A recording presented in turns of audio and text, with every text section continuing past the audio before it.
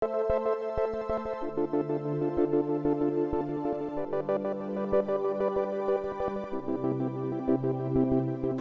Seeds is a vegetable seed company, basically dealing with a number of vegetable seeds. And this ranges from we have segments of brassicas, and in the brassica cabbages we have a new introduction that we are showing farmers during these years of home farm field day. We have a cabbage called Winner F1. Winner F1 is a cabbage that is able to give farmers for 5 to 6 kilos, and it's also tolerant to black rot. Black rot is one of the disease affecting cabbage growers, and this you always find that the tip of the cabbage is start to rot, and so we have varieties that are tolerant to that disease, black rot. So we also have a cabbage Michelle F1. This cabbage gives 4 to 5 kgs and also tolerant to black rot. And we also have another cabbage called Lucy F1. As farmers will see, control seeds, we are talking about sowing the right seed the first time and every time. Meaning, we are looking at new innovation varieties that are tolerant to many growing challenges with farmers. We are also introducing our new tomatoes. We have a tomato called Commando F1. Commando F1 is a tomato tolerant to bacterial wilt. Bacterial wilt is another very big challenge for tomato growers, and this has made some farmers abandon farming or go very deep interior looking for farms that don't have the bacterial problem, or what we call also Fusarium wilt. So we have Commando F1 from Continental Seeds with a lot of tolerance to that. We also have Regia F1. This is a new introduction again with tolerance to bacterial wilt and what we call tomato yellow leaf curl virus. Farmers in different regions have nicknamed this disease. In Moya they calling it Gaduli. The farmers coming from Loitoktok side they call it Ngumi. So Regia F1 has very strong tolerance to this disease. Control seeds also, as we continue, we have new segments of capsicum, what we call hoho. We have a new variety called Batian F1. Batian F1 has very good strong tolerance to bacterial wilt. And we say strongly that this is one of the varieties in the market that is recording very high tolerance to bacterial wilt. We have a variety called Kimbo F1. So Kimbo F1 is not doing very well for farmers who want either green to yellow pepper. For the onion segment, we have a variety called the Red Cornet F1. This variety is giving medium to big bulb. So this variety has been doing very well in many onion growing zones with a very nice red color, very nice crossing.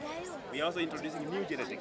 For the farmers looking for the bigger size, slightly bigger than the Red Cornet, we are showcasing to the farmers that we have a variety called Volcano F1. So this is our new introduction. And in addition to Volcano F1 from Control Seeds, we are also introducing a variety called Red Mantle. Red Mantle for farmers specifically looking for the medium bulb. So for medium bulb, we have a new variety called Red Mantle. And also what farmers will see as we go through the other different crops, we are trying to teach or emphasize on farming as a business. And through this, we are showcasing to the farmers new ways of innovation. One, we are trying to answer the challenges growers are facing with the diseases, pressure, also looking at the also production, and also targeting what the market is looking for. So for different categories, we try to work with farmers.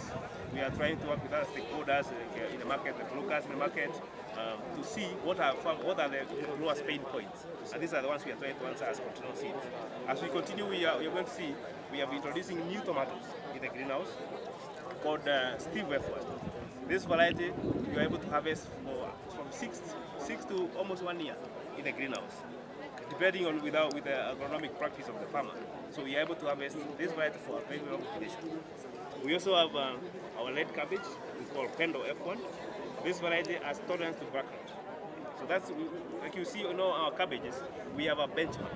We don't introduce any variety that is not having tolerance to black rot, because we know those are among the challenges that farmers are facing. So we are trying to ensure that as farmers invest in farming, we are trying also to come through genetic improvement to be able to eliminate some of the growing challenges they are having. We are also trying to showcase within a small area through intensified farming and good land management. You can be able to have very many products within a small areas. Like for example, now in our crops, here we have showcased almost our entire portfolio.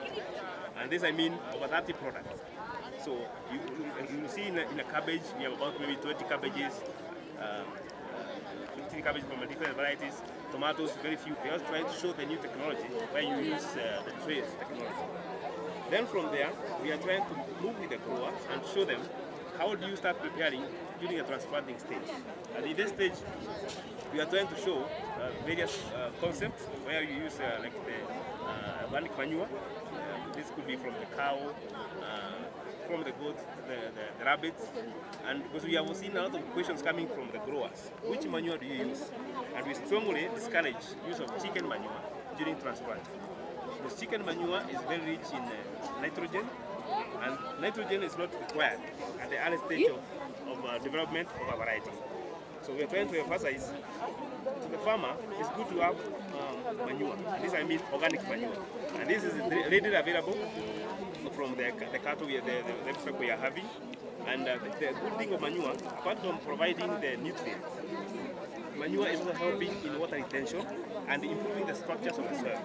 We have seen with the continuous use of fertilizer, we are having a lot of acidity happening in our farms. And one way of reducing this is to ensure through use of manure, we are able to reconstruct back our soil structures. The other thing we are trying to show, how to use we are talking about the organic manure and also to bring inorganic fertilizers. Which one to apply at what stage? We are trying to emphasize, depending on the area the grower is coming from. And this I mean, if you are coming from areas with known to have acidic soils, we strongly recommend fertilizers that are more slow release, like NPK, like 2323.